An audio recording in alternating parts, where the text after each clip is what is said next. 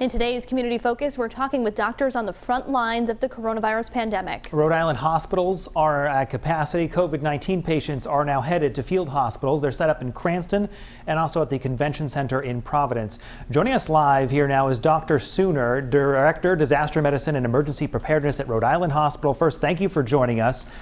Doctor, that's something that jumped out to us in an interview you did just yesterday with our Brandon Truitt.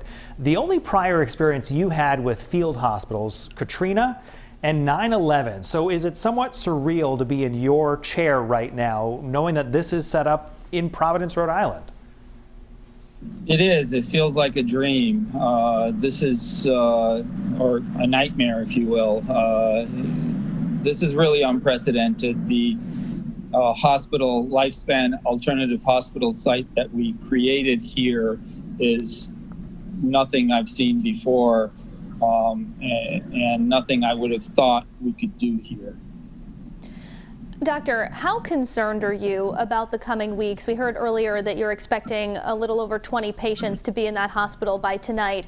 And we've heard again that these small gatherings that we might have had on Thanksgiving could lead to another surge in hospitalizations. So how concerned are you about what the coming weeks hold, and any estimates of how many more beds will fill up? I'm very concerned. The rate of increase in the number of COVID-19 hospitalizations is continuing to increase and get steeper, and the hospitals are already full. So we're trying to decant the hospitals by moving patients to this site.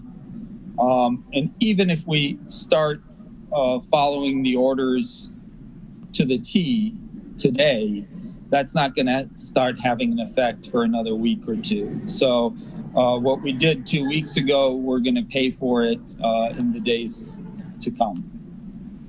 Obviously, trying to offer some relief to the other hospital facilities. Any idea at this point of what an average stay would be for someone who is admitted to the location you're at?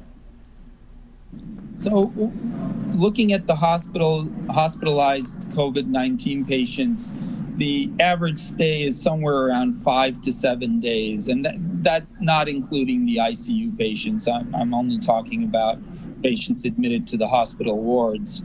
And we're probably going to see a similar length of stay in our facility. Now, we're also taking care of some patients who are awaiting nursing home placement in this facility.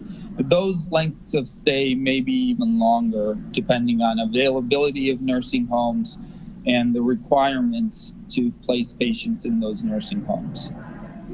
I wanted to ask also, Doctor, about the availability of ICU beds. We've been hearing that the COVID beds are all full, but what about ICU? Has that reached capacity as well? So during this surge, the number of patients going to the ICU, the percentage of patients going to the ICU is not as great as we saw in the spring. However, the number of cases are so high that we're still seeing lots of patients that are ending up in the ICU. And we're starting to run into ICU bed availability as well. We have surge plans in place. If we do exceed the number of beds in the ICU, we can surge into other places in the hospital. And having this site available allows us to do that. Dr. Ashish Jha tweeted a theory speculating that some patients who might have been admitted to the hospital maybe 4 weeks ago are now being turned away because, quote, his words, the bar for admission is rising. Do you think that's accurate? Is that happening here in Rhode Island? Are you turning patients away because they might not be that sick? So we really haven't changed the standards of care and the standards we use to admit patients at this stage in the pandemic. That may come in the future if the numbers get really high, but if someone needs admission, we're continuing to admit them. They may stay in the emergency department for an increased amount of time, or they may be moved here, but we're not sending them home because there are no beds. Dr. Suner, we really appreciate the work that you're doing out there, and we appreciate you taking the time out of your day to join us. Thank you for having me.